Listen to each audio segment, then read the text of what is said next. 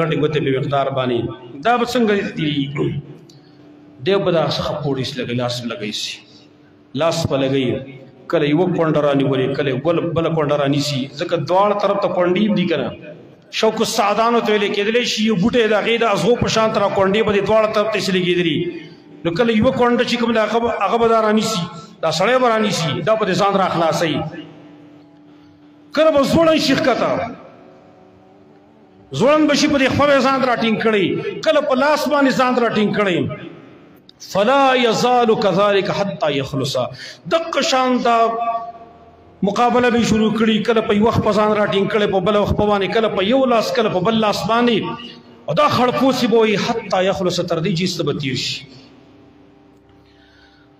چې تېر شي هلته پورې اړه پورې وځي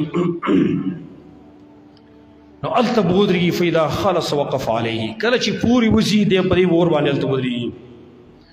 بیا به وایي الحمد لله لقد اعطاني الله ما لم يعط احدا ما الله داسې نعمت راکړو چې دی په دې ژوند کې چا باندې ورکړی دته به دا یو غټ نعمت ښکاره شي چې زما د دې زیره د جهنم نه خلاص لمه نو دی به وایي مخکې بوځي هلته یو ډن به وي د جنت دې مخې ته یو ډن به وي او ډن کې به دی ولامبي چې ډن کې ولامبي د هغه بوی چې کوم دی ټول به د جنتیانو د بوی په شان شي بوی به درته بېرته معاج شي نو فیعود الیه ریح اهل الجنه د جنتیانو خوشبو دي ته بیرته انداز واپس شي و الوانهم د رنگونه نو دروازې نه باندې د جنت دنه د نعمتونه ویني یو هغه بل ګوره حدیث دی هغه اخیری جنت چې هغه جدا دی دا جدا دی ګورې اخر جهنم نه راوځي دا اخر جهنم نه راوته نه د جهنم نه خلاص شوی دی کړی دا جدا دی دیوري جنت په دروازه کې د سی ګوري نال ته مخ کې د جنت نه نعمتونه وته معلوم ملاوي شي دا دی به ویلي دی وایي رب ادخلني الجنه اے رب دې جنت ته مل ګور داخل لا الله وتی تعالی جنت هم غواړي ور نه مې اخلاص کړي ته ما د ور نه اخلاص جنت څنګه غواړي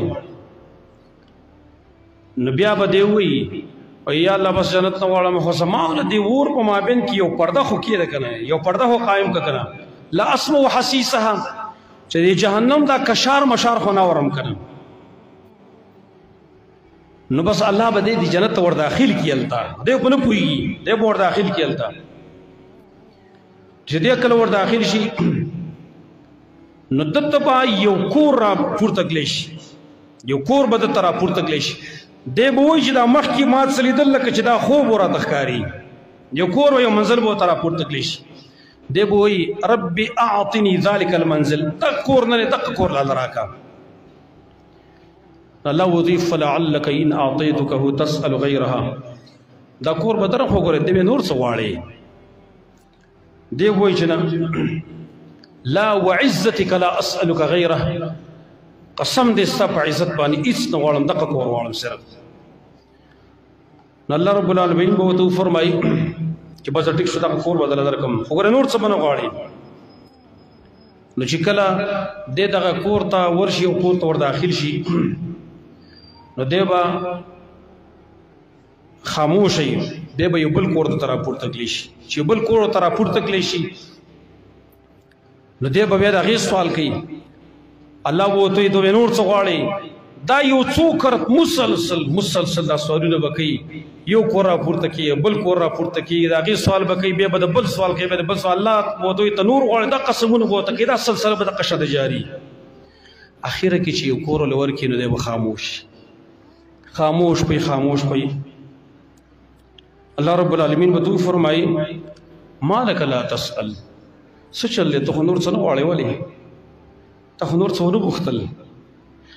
سبحان الله نجرتي بوت وي لقد سألتك حتى استحييتك ډېر سوالونه مې دنه وکړه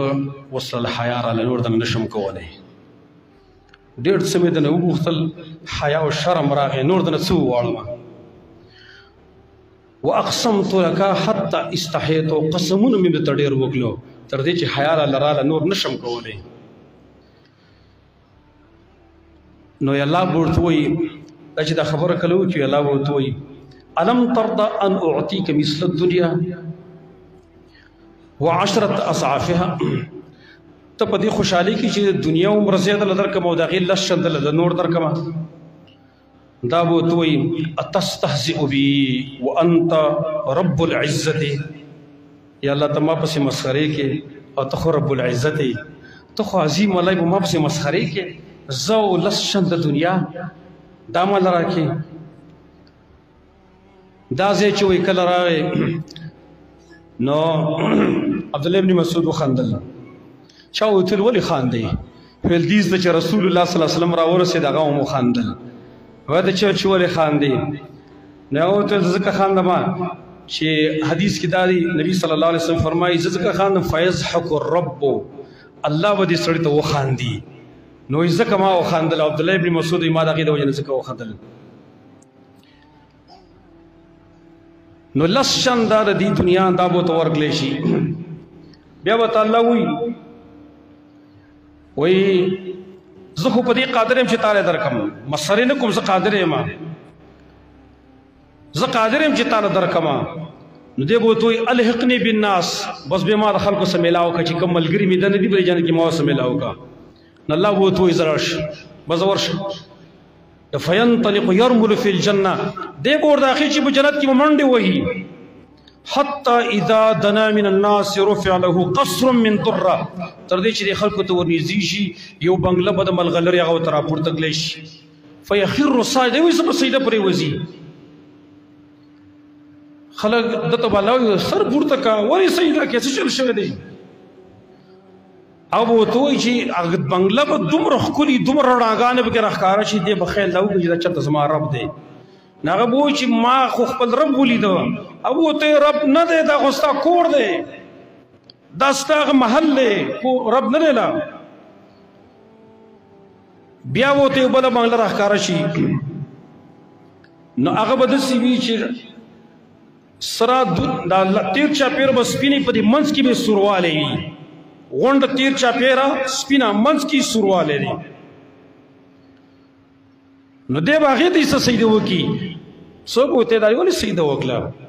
وایي دا یو ملک لیدلی ملک نه دی دا دی ملک نه دی هغه به ورته وایي دا کور دی ستا او هغه ملک چې کوم هلته ولاړی هغه به ورته وایي زه ستا خادم یم دلته ملک به لیدلی ملک ملایکو کې یو ملک زه ستا خادم یم خو دغه بنګله د دې دروازې د دې کړکۍ د دې چت دا به ټول د سونې او دارنګې د چاندي نه وي او هر ملغلره چې په دې کې لګېدلې هغه به ځان له رڼا کوي سپینه ملغلره ځان له رڼا کوي سره ملغلره چې کوم بیا به ځان له رڼا کوي شنه ملغلره به ځان له رڼا کوي او په دې ملغلرو کې د ملغلرو په دې بنګلو کې به دننه بیا د بیبیانې ناستې وي د دې بیبیانې به ناستې هغه بیبیانو باره کې نبي صلی الله علیه وسلم فرمایي چې ادنا بیبي چې کوم د ادنا بیبي ادنا حوره هغه به داسې حسن الله ورکړی چې په هغې به اویا جوړي وي او د هغې د دې پنډۍ دا نلی نه دی دا به ډېر صفاوالي د وجې نه معلومېږي د هغې چې کوم دا جګر دی دا مخامخ سینه دا به د آینه وي شیشه به وي د مخ په پکې ښکاره کېږي وایي د مخ په پای کې ښکاره کېږي او دغه ملک به ورته وایي چې زما سره زر خادمان دي زر خادمان سره خدمت دپاره مونږ دلته سره خدمت دپاره ولرو دا هغه اخرنی جنتي دی